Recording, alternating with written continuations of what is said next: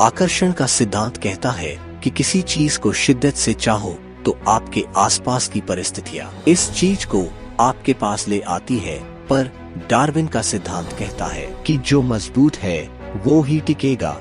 NMOPS Jharkhand के संघर्ष की दास्तान इन्हीं दो धुरियों के आसपास रही। साल 2017 के आसपास तेलंगाना से श्री विजय कुमार बंधु एवं श्री स्थित प्रज्ञा के नेतृत्व में एक लो उठी जिसका नाम था NMOPS।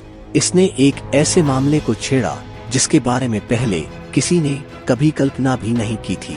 उन्होंने कर्मचारियों से कहना शुरू किया कि नई पेंशन प्रणाली और कुछ नहीं, बस एक धोखा है जिसमें हम जिए जा रहे हैं। पहले लोगों को यह बात बेमानी लगी, पर जल्द ही इसके घातक परिणाम दिखाई देने लगे।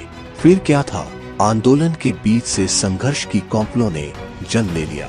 दिल्ली में एक ऐतिहासिक रैली हुई जिसमें झारखंड राज्य से भी कई कर्मचारियों ने भाग लिया। उसी रैली के हवन कुंड की ज्वाला से एक पतली सी लकड़ी लेकर एक पतला सा नौजवान विक्रांत कुमार सिंह अपने कुछ मुट्ठी भर साथियों के साथ झारखंड आया और उसने ठाना कि झारखंड राज्य में भी पुरानी पेंशन बहाली की अलग जगानी है। तारीख 24 जून 2018 को झारखंड राज्य में इसकी पहली बैठक हुई जिसमें कुछ 50 से 60 लोग शामिल हुए। उस दिन तय किया गया कि अब हमें भी इस संघर्ष में अपने हिस्से की कहानी लिखनी है। सभी बड़े कर्मचारी संगठनों से आग्रह किया गया कि अपने यहाँ से कुछ ऐसा सिरफिरे भेज दे जो इस आंदोलन में कर्मण्य वाधिकारस्ते की धुन के साथ जुड़ जाए। 15 जुलाई 2018 को आंदोलन की पहली औपचारिक बैठक हुई जिसमें यह तय किया गया कि पूरे राज्य को 8 जोनों में बांटा जाएगा और हर जोन का एक जोनल प्रभारी होगा जो 3-3 जिलों में जिला समिति का गठन करेगा, जिसकी शुरुआत हजारीबाग जोन के प्रभारी श्री रविंद्र कुमार चौधरी ने सबसे पहले कर दी। धीरे धीरे आंदोलन ने संगठन का रूप लेना शुरू किया। अब बस इंतजार था तो इसके रण कौशल के पहले प्रदर्शन का।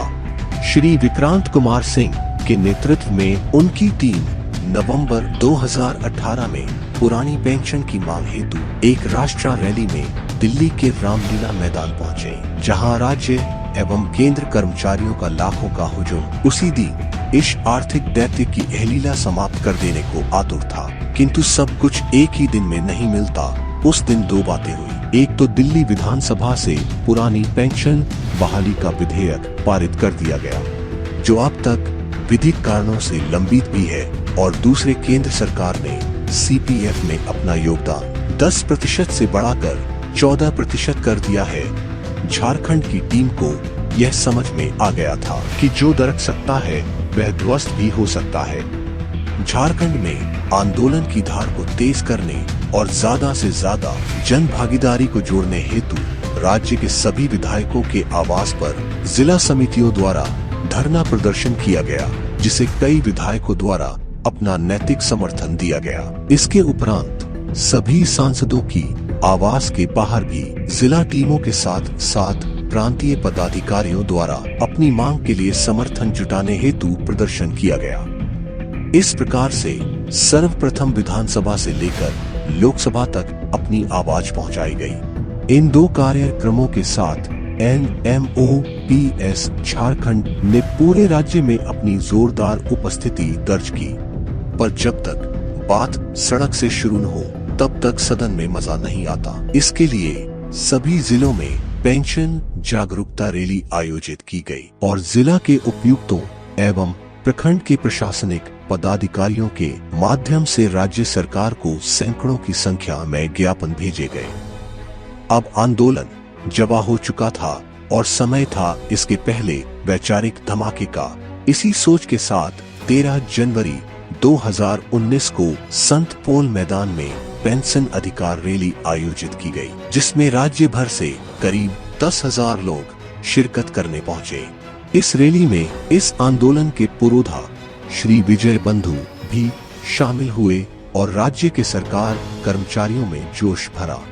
रैली में आए हुजूम ने राज्यपाल भवन की और कुछ किया तो प्रशासन ने उन्हें बीच में ही रोक दिया। पर आंदोलन ने किसी प्रकार से विधि व्यवस्था को नुकसान पहुंचाए बिना शांतिपूर्वक अपना प्रदर्शन जारी रखा और अंततः एक प्रतिनिधि मंडल को राज्यपाल भवन बुलाया गया, जहां उनको अपना ज्ञापन सौंपा। इस रैली के बाद के हुए आम सभा चुनाव में ही वही सरकार दोहराई गई, जिसने सत्ता पक्ष को आश्वासित कर दिया कि कर्मचारियों से कुछ होना नहीं है, ये बस यहाँ वहाँ जमा होंगे, कुछ बातें करेंगे और चले जाएंगे। पर उन्होंने शायद वह तस्वीर नहीं देखी थी जिसमें एक महिला अपनी पीठ पर अपनी नवजात शिशु को बांधकर 1.5 किलोमीटर दूर से चली आई थी। उन्होंने उस नजारे को नहीं देखा था जिसमें कई दिव्यांग अपनी जिंदगी का सहारा ढूंढने रैली में आए थे।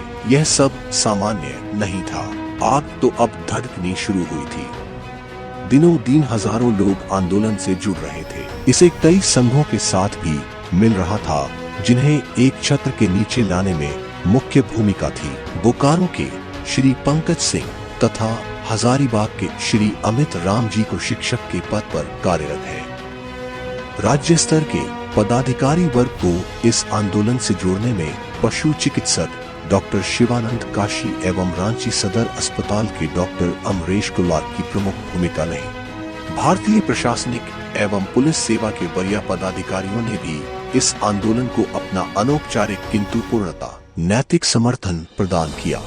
श्री डी के शुक्ला, डॉक्टर सुमन कुमार, श्री मनोज मेहता, श्री सुशील कुमार, श्री वासुदेव राम, श्री लाउस हांसदा, मोहम्मद क़यामुद्दीन, सुनील नायक, श्री जयनंद तिवारी, श्री सुनील गुप्ता, श्री श्याम किशोर महतो एवं श्री कृत्यानंद झा इस आंदोलन की आवाज रहे। सचिवालय सेवा के श्री विकास कुमार ने इस आंदोलन में वित्तीय शोध का कार्य किया। अगले चरण में कभी काला बिल्ला लगाकर, कभी एनपीएस का पुतला जलाकर, कभी पुलवामा के शहीदों के परिवार को पेंशन दिलाने हेतु मार्च के माध्यम से ही आंदोलन का पहिया निरंतर चलता ही रहा। अब जरूरत थी इसके प्रचार प्रसार की, ताकि हर कर्मचारी तक पेंशन की मांग के प्रति जागरूकता आए। इसके लिए 10 अगस्त 2019 को पेंशन पर चिंतन और 1 सितंबर 2019 को पेंशन पर समर्थन जैसे कार्यक्रम जिला एवं प्रखंड स्तर पर चलाए गए। कार्यक्रमों में बुद्धिजीवी वर्ग के लोगों का भी साथ लिया गया। अब निरंतर चल रहे कार्यक्रमों में परीक्षा अथवा अपरोक्ष रूप से NMOPS झारखंड में एक और झारखंड पुलिस मेंस एसोसिएशन के अध्यक्ष श्री नरेंद्र सिंह तथा श्री भिखू पासवान एवं कालांतर में श्री राकेश पांडे तथा श्री उमेश उराम, श्री सुखदेव शर्मा, श्री लालेश्वर राम, श्री उपेंद्र नाथ मिश्रा के नेतृत्व में नियम कानून का पालन करने तथा आते जाते समय समय मानने को अपने सैल्यूट से गौरवान्वित करने वाले पुलिसकर्मी थे, तो दूसरी और लोगों और पशुओं की इलाज करने वाले चिकित्सक भी, जहां इसमें सबसे बड़ी संख्या शिक्षकों की थी, जिनमें श्री उज्जवल तिवारी, श्री आनंद किशोर साहू, डॉक्टर सुधांशु, श्री प्रदीप कुमार मंडल तथा डॉक्टर सुनील कुमार कश्यप प्रमुख थे, जिन्होंने इतने कम समय में ही इस संगठन को राज्यव्यापी बनाने में अपनी अहम भूमिका निभाई। तो इनसे कम संख्या में ही सही ITI अनुदेशकों का संघ भी था। एक और जहां नीति निर्माण की मुख्य इकाई सचिवालय सेवा का दिमाग था, जिसका नेतृत्व इस आंदोलन के प्रांतीय कोषाध्यक्ष श्री नितिन कुमार एवं सुरेंद्र कुमार कर रहे थे। तो हर योजना को धरातल पर लाने वाले लिपिकों और जन सेवकों का संघ भी पूरे जिजान से लगा था, जिसमें जन सेवक श्री लोकेश कुमार का महत्वपूर्ण योगदान रहा। क्या अभियंता, क्या रेलवे कर्मी, क्या पोस्ट ऑफिस कर्मी और क्या सहकारिता प्रसार पदाधिकारी श्री लाल बिहारी यादव, श्री अरविंद कुमार एवं श्री विश्वजीत कुमार, श्री उदय कुमार की कर्मठता के बल से एक साथ एक मांग के लिए आगे बढ़ रहे थे।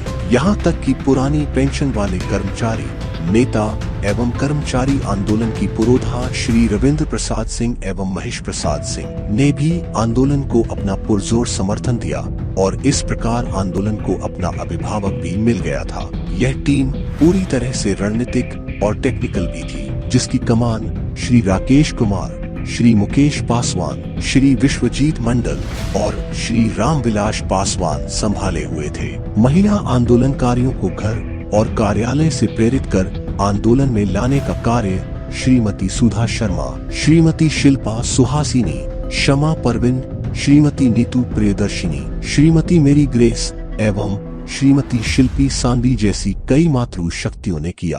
राज्य स्तर पर संगठन को मजबूत बनाने में शिक्षक श्री सुनील कुमार, श्री मुरलीधर रजक, श्री काशीनाथ महतो, श्री अमित कुमार महतो, श्री ब्रजमोहन यादव, श्री संजय कुमार, दो सुमन कुमार एवं श्री सुमित कुमार नंद, श्री पंचानन महतो, श्री मनोज महतो के साथ साथ भविष्य निधि निदेशालय के आशुतोष ठाकुर का महत्वपूर्ण योगदान रहा। मोहम्मद इम्तियाज, मोहम्मद इकबाल और जय होरो जैसे समर्पित सदस्यों के कारण यह आंदोलन जात धर्म की दीवार को धता बताकर संगठन के निर्माण और आंदोलन के हल कार्यक्रम को अपना संबल प्रदान कर रहा था। 29 सितंबर 2019 में रांची के मोरहाबादी मैदान में एक राज्य स्तरीय रैली आयोजित की गई, जिसमें पुरानी पेंशन बहाली की मांग को दोहराया गया। करीब 30-35 हजार कर्मचारियों का हुजूम झमाझम होती बारिश के बीच अपने भविष्य को आने वाले झंझावात से बचाने के लिए घंटों खड़ा रहा। मौके की नजाकत को समझते हुए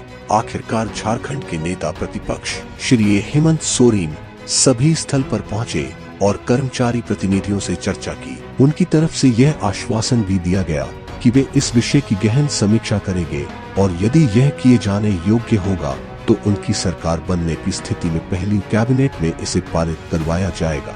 जल्द ही उनके द्वारा यह घोषणा भी कर दी गई कि वे आश्वस्त है कि कर्मचारियों की मांगे जायज है और मौका मिलने पर वे इसे लागू भी करेंगे। इसी दौरान झारखंड के भूतपूर्व मुख्यमंत्री श्री बाबूलाल मरांडी, जो उस समय किसी अन्य राजनीतिक दल के नेतृत्व कर रहे थे, ने भी इस मुद्दे का समर्थन किया और मौका मिलने पर इसे पुनः बहाल करने का आश्वासन भी दिया।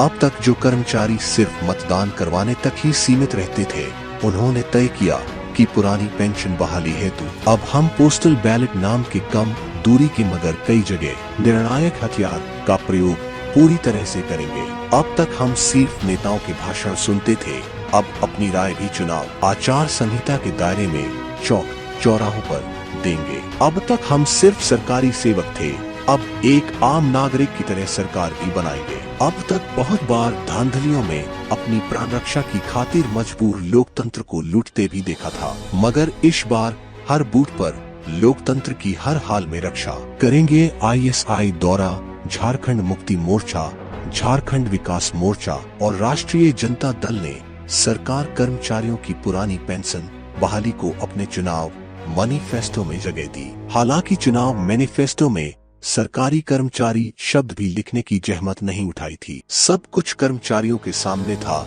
और यह वर्ग समझदार होता है। अब सहने की इंतहा हो चुकी थी और कोई निर्णय लेना वक्त की मांग थी। तब NMOPS झारखंड ने नारा दिया कि जो पेंशन की बात करेगा वहीं झारखंड पर राज करेगा। हर बार की तरह ही इस बार भी झारखंड में विधानसभा चुनाव आए। राज्य वही था, निजाम वही था, राजनीतिक दल भी वही थे और जनता भी वही थी, पर कुछ ऐसी बातें थी जो इस बार के चुनाव को अलग बना रही थी। जहां एक ओर रोजगार, पलायन, स्थानीयता, श्रमिकों और किसानों के मुद्दे थे, तो दूसरी ओर गैस, बिजली, स्वच्छता, सड़क जैसे मुद्दे भी थे। पर इन सब से अलहदा एक नई धार झारखंड की राजनीतिक भूमि के नीचे बह रही थी, जिसका सुगबुगाहट शायद अच्छे राजनीतिक पंडितों को भी सुनाई नहीं दे रही थी। कार्यपालिका के अधीनस्थ कार्य करने वाले पूरे तंत्र के भीतर एक लावा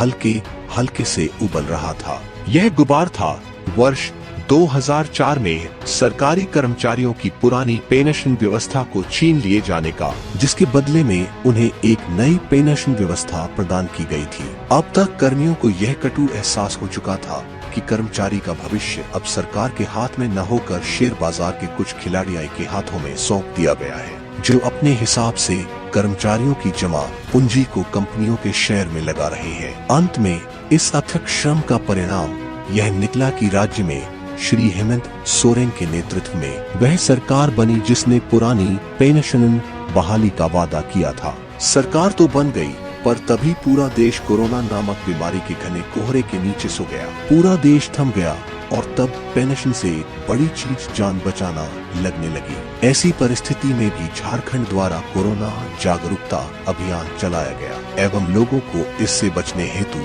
सरकार द्वारा जारी निर्देश के आलोक में उपायों के प्रति जागरूक बनाया गया। जब धीरे धीरे कोरोना का असर खत्म हुआ तब यह लगने लगा कि शायद यह सरकार भी इस मुद्दे के प्रति उदासीन हो चुकी है और तब एक चरणबद्ध आंदोलन का आगाज किया गया, जिसके तहत 15 एवं 16 दिसंबर को अब बहुत हुआ इंतजार, वादा पूरा करो सरकार का नारा देकर अभियान चलाया गया। सभी जिला में पेंशन चेतना यात्रा निकाली गई। इसी बीच राज्य सरकार में कुछ सुगबुगाहट हुई और पहले अपनी सरकार के 2 वर्ष पूरे होने के अवसर पर मोरहाबादी मैदान और फिर माननीय विधानसभा में राज्य के मुख्यमंत्री श्री हेमंत सोरेन द्वारा पेंशन बहाली के अपने वादे को दोहराया गया। तब आंदोलन द्वारा उद्घोषणा को अधिसूचना में बदलना है का नारा दिया गया और सभी जिलों में पुनः जागरूकता कार्यक्रम चलाया गया। आंदोलन का एक प्रतिनिधि मंडल मुख्यमंत्री से मिलने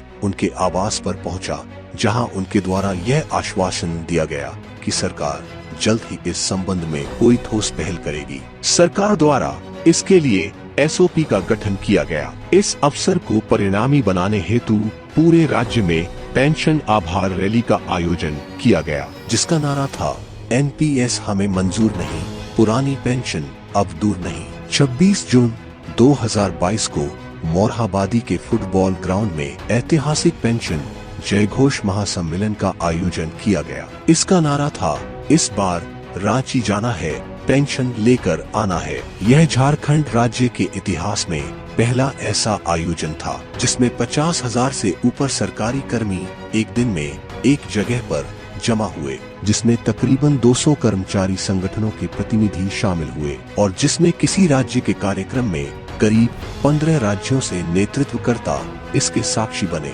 लोगों के हुजूम का ये आलम रहा कि इलाके के मोबाइल टावर हैंग हो गए, आसपास के खेलों खोमों में खाने की चीजें खत्म हो गई और पूरा शहर कई झीलों से आने वाले बैंगनी झंडों की कतारों से पट गया। और आश्चर्य की इस सब में विधि व्यवस्था की कोई समस्या उत्पन्न नहीं हुई, न ही कहीं ट्रैफिक जाम लगा। और हाँ, पहली बार कोई सत्तासीन मुख्यमंत्री कर्मचारियों के मंच पर आया और उसने छाती ठोक कर कहा कि 15 अगस्त तक मैं पुरानी पेंशन बहाल करने का प्रयास करूंगा। प्रयास शब्द से उस समय थोड़ी निराशा तो हुई, पर जल्द ही कैबिनेट से पुरानी पेंशन बहाली का प्रस्ताव पारित हुआ और इतने लंबे संघर्ष के बाद अंततः जीत कर्मचारियों की हुई। पूरे राज्य में आतिशबाजी और गुलाल एक साथ खेले गई, जिस मोरहाबादी मैदान से अक्सर रैलियां निकलकर रास्ते में तितर बीतर कर दी जाती है, वहीं करीब 10,000 कर्मचारियों का रैला एक सैलाब के रूप में माननीय मुख्यमंत्री के आवास पर पेंशन आभार रैली के रूप में उनका अभिवादन करने पहुंचा।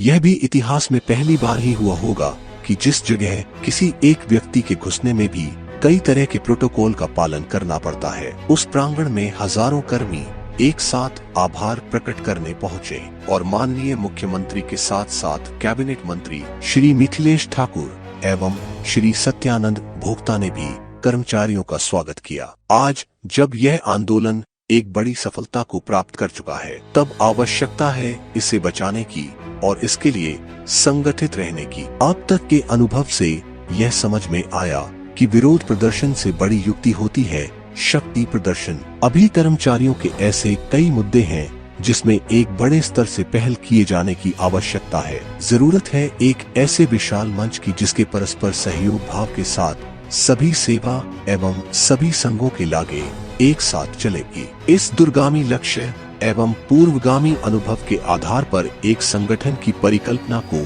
साकार करने हेतु दिनांक 11 फरवरी 2023 को NMOPS झारखंड ने अपना प्रथम प्रांतीय अधिवेशन आयोजित किया है। आप कर्मचारी आंदोलन के फलक पर एक नया सूरज जन्म ले रहा है, जिसका आदर्श वाक्य है संवाद, सरकार से समन्वय, सभी संघों के साथ और संघर्ष अपने सदस्यों के साथ मिलजुल कर। अब हमने जान लिया है कि किसी योजना को इसके ध्येय तक कैसे ले जाना है। अब हम जानते हैं कि आंदोलन में मुद्दा महत्वपूर्ण होता है, चेहरा नहीं। अब हम जानते हैं कि एक सपने को सच कैसे किया जाता है और अब हम जानते हैं कि कर्मचारी आंदोलन कोई संघों की प्रतिस्पर्धा नहीं वरन सहबंधुता है।